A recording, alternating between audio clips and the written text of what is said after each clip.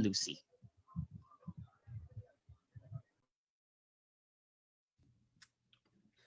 All right, looks like I'm recording now. Hello, everyone. I'll be talking about Omdena today. I'll talk about kind of the motivation behind Omdena, history of Omdena, where we are now, and how you can get involved. So just to start, I'll give you an intro, brief intro of who I am. So my name is Lucie.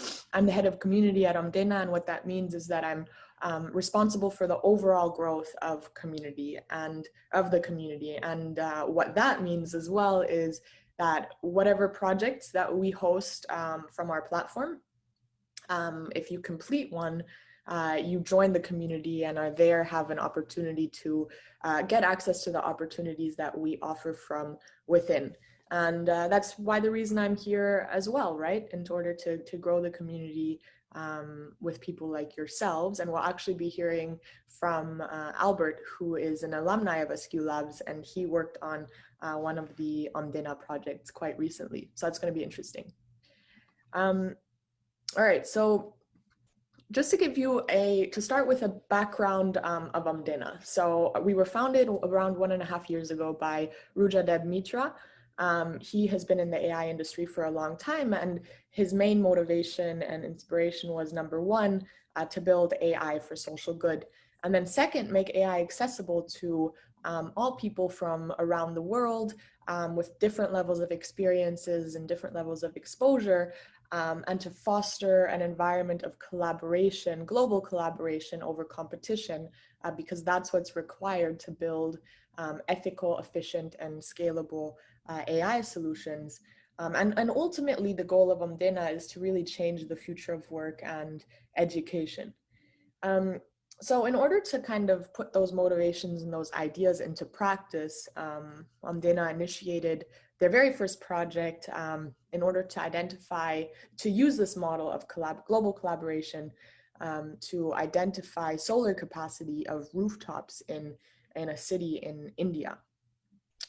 So what that entails is, you see here on the left, all of the rooftops in India are quite fragmented and also close together, hard to distinguish with the human eye, let alone with a machine, versus the rooftops we have, for example, in Europe, that are easy to distinguish and highly accessible.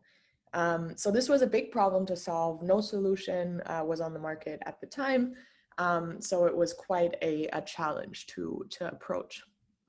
So initially, obviously, what happened was, as with every data science project, the need of a data set was very, very important. So how they started was they selected a group of 60 to 70 students, data scientists, machine learning engineers, and domain experts, and utilized that manpower. And these people came from different regions within India, because this was an Indian specific solution for the Indian market. And all of these people kind of knew about the rooftops in their neighborhoods, their friends' rooftops, and they started tagging the rooftops and quite quickly building out a huge data set in order to train the models on. So what are the results? Within a 4-month period, they were able to build models from 80 to 85% accuracy. They were pretty much the first solution to the market. So just to put it in perspective, Google Sunroof is not able to identify rooftops on low resolution images. So that they were able to achieve this on such low resolution images was quite a success, right? To identify the potential kind of the area of solar panel installation on these roofs.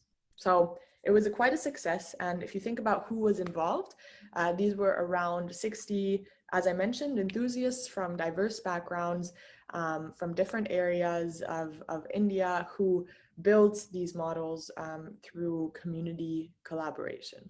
And these guys weren't PhDs, weren't data scientists with many years of experience. They just were very connected to the problem and worked together to build a solution around it. So fast forward to where we are now. Now we have around 34 to 36 projects that are ongoing.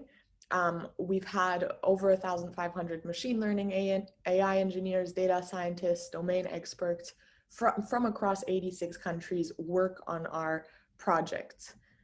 So we've stayed true to kind of the core of diversity and global collaboration since the very start. And when you think about, you know, how do we host these projects? We host these projects in the form of challenges in partnership with large corporations, small corporations, public-private corporations. A few examples here you can see on the slide. We've worked with a lot of big NGOs like Save the Children, World Food Program, UNHCR, World Resources Institute, and then of course some smaller startups or social enterprises like Zap Malaria, Credix, Synthesis, Engie Factory. So these might be less familiar to you, but the point is that we've collaborated with various partners to solve these types of problems. And how do we achieve this? We achieve this through a few different aspects that we see in all of our different project teams. So first, we have autonomous teams, right? We're bottom-up collaborative platform where we have autonomous flat structures. Our teams comprise of multidisciplinary and cross-functional talent. The high diversity, and why that's important is that we see that the high diversity really leads to bias mitigation in the solutions that we build.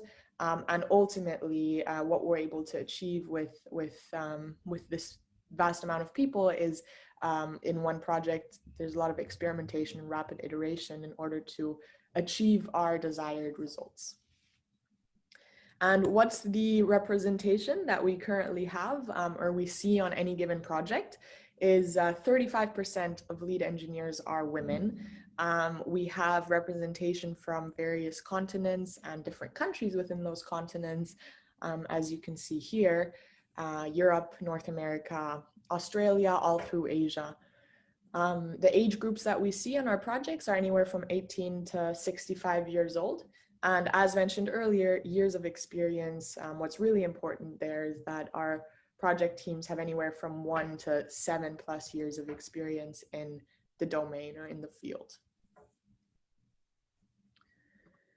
So now we can get to the spot where we talk a little bit about how Omdena works and how you can get involved, how that process works. So first of all, if you visit our website, and I'll share that website at the end, but an organization submits a problem, a use case, or an idea. We help them formulate the problem and host them in the form that you see on the screen as an application for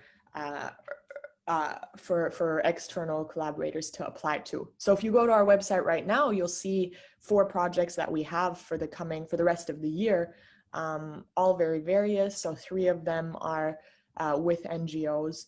And then 1 of them is actually with a startup, the Detecting Weed to Reduce Costs. So here you'll see a variety of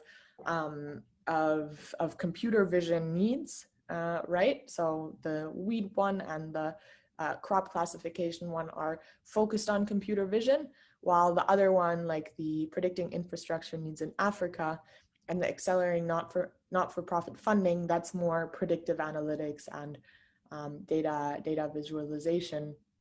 So we really have a wide variety of skills that you can kind of leverage for each project.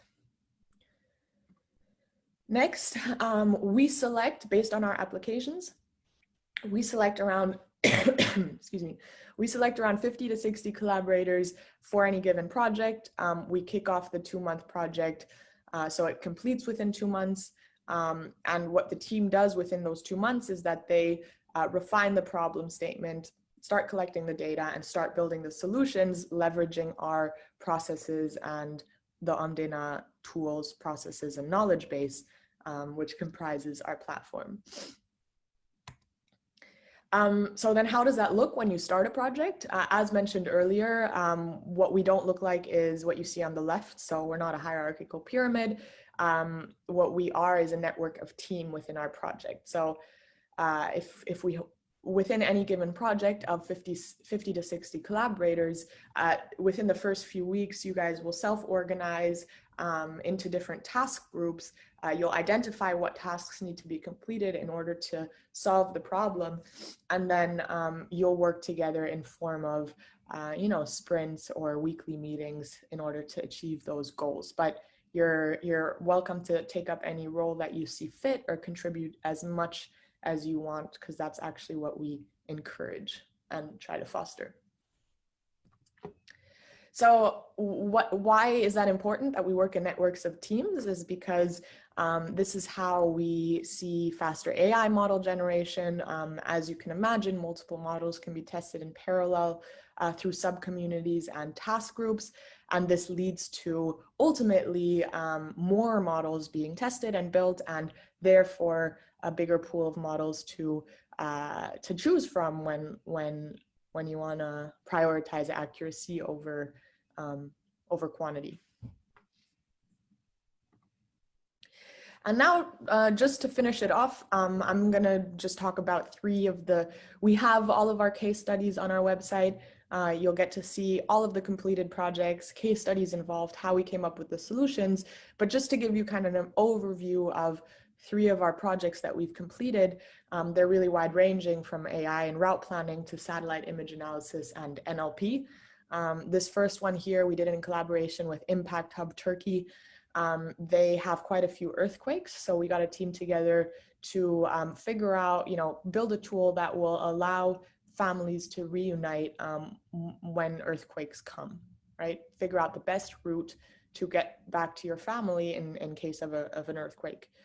So that one's using route planning. And then the second one here on the right was with a startup in Brazil. And this was to utilize satellite imagery in order to identify forest fires and in order to predict them, in order to mitigate that risk. And then the last one down here you'll see is more of an NLP use case. So this is where we got together with an NGO in the US in order to utilize NLP and do some sentiment analysis on tweets in order to identify, whether or not there's a correlation between tweets and where the next gang violence is going to occur in the city of Chicago. All right, so that's pretty much it. I hope that sparked your interest a bit about who we are, how we came about, and kind of the projects that we're executing. Again, any more information that you see, you can just reach out to me on LinkedIn. I'll have Janica share my LinkedIn with you guys, or just follow up on our website or blog. Thanks for having me.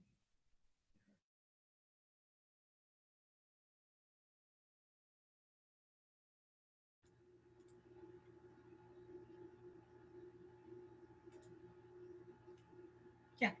Hey guys. Thank you, Lucie, for giving an introduction about Omdena.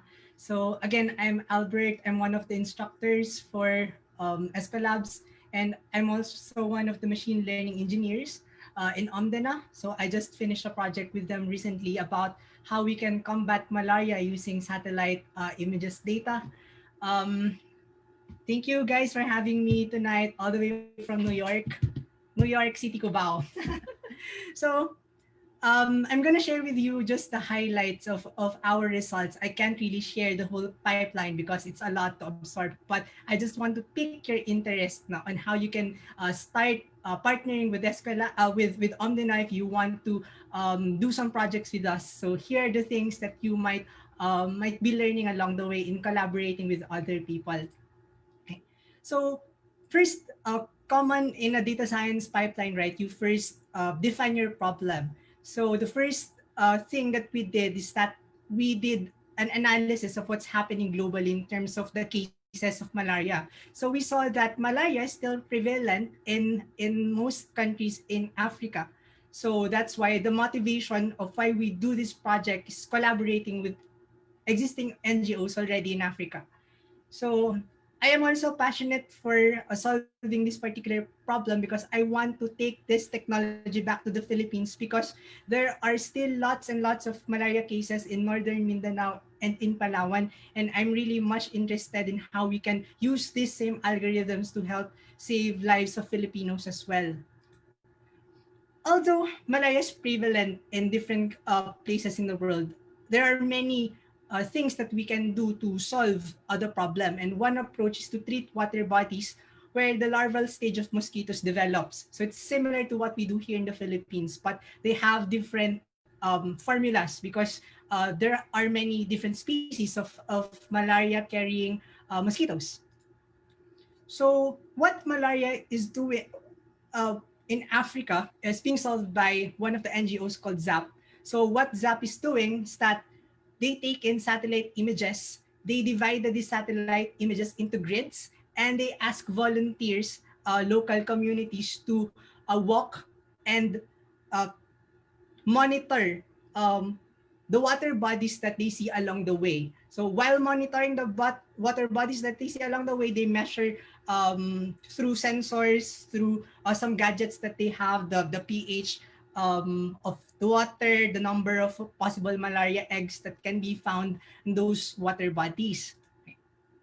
However, ZAP faces common problems like the grids are really huge. So they do need a lot of manpower to do it, and it entails a lot of cost. So what we tried to do for this project is that we were looking a way for us to automatically pre-survey the area using satellite images. In essence, we want to identify possible water bodies based on satellite images. So here's our objective. Given a region, we need to automatically identify areas where there are water bodies so we can do a cost-effective way to survey the area and use artificial intelligence to georeference the locations and find water bodies. So the good thing that I learned in Omdena is that you work with a lot of people. A majority of the collaborators that we have for the project, they're mostly based from Africa. So that's a good way for me to learn from various backgrounds as well. Learning from diverse groups of people really opened my mindset into different kinds of solutions, different work ethics, and so on. So I really enjoy the process of collaborating with different people because the things that I do might be different from their approach, and it's a very cool learning experience. So, given the problem, what we did is that, as Lucy mentioned a while ago, we rely on self-organization. So, self-organization is a theory in complex system where aggregates or agents just collect by themselves. So, what I did is that I volunteered to certain tasks. For example, I am primarily focused on doing image processing for them and modeling. So that's my main task for the group. I did not necessarily handle the consolidation part, but I did specific tasks for the group.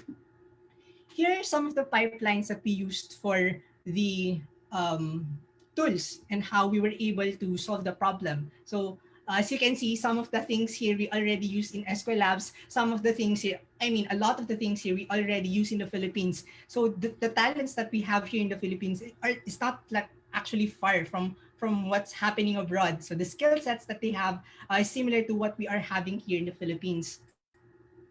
So in our modeling phase, I will not really like detail the models that we've done, but here's a sample pipeline of how we did image extraction. So what um, I really had fun in doing the image pre-processing because I had a physics background. So as a physics major, I did a lot of image processing during my research times in university. So my particular task is doing an algorithm to do histogram manipulation and histogram equalization. So what does that mean? So basically, given a blurry image, I can enhance the images by just enhancing the individual pixels of that images. So that's really interesting.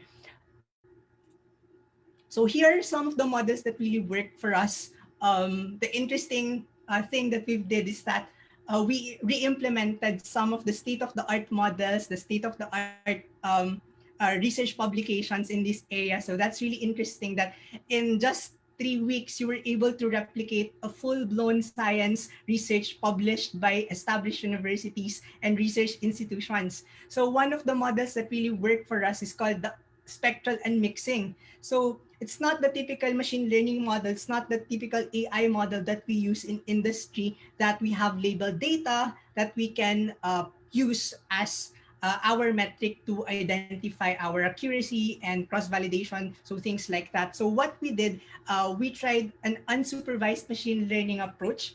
So each pixel, we did not need to label that pixel. We just used mathematics to break down the components of that pixels, as you can see here in the left. So we use the classifications of those pixels because a pixel is composed of many channels, right? So for example, if you like look at your computers, you like put a droplet of water in it, you can segregate it into its components like the red channel, the green channel, and the blue channel. So we use something similar, but the satellite images are not as simple as that. So the satellite images that we've used are 19 bands, or there are many bands other than the red, green, blue channels. There are some channels like ultraviolet, like cloud mask, and things like that. So by doing multiple iterations of and mathematics across those bands, we were able to do this model. So we were able to successfully validate that this type of algorithm models, AI algorithm models, we were able to identify around 95% accurately that there is an existing water body in that area, not only a water body, but also a water body that is is of interest of us in terms of its capacity to for malaria cases.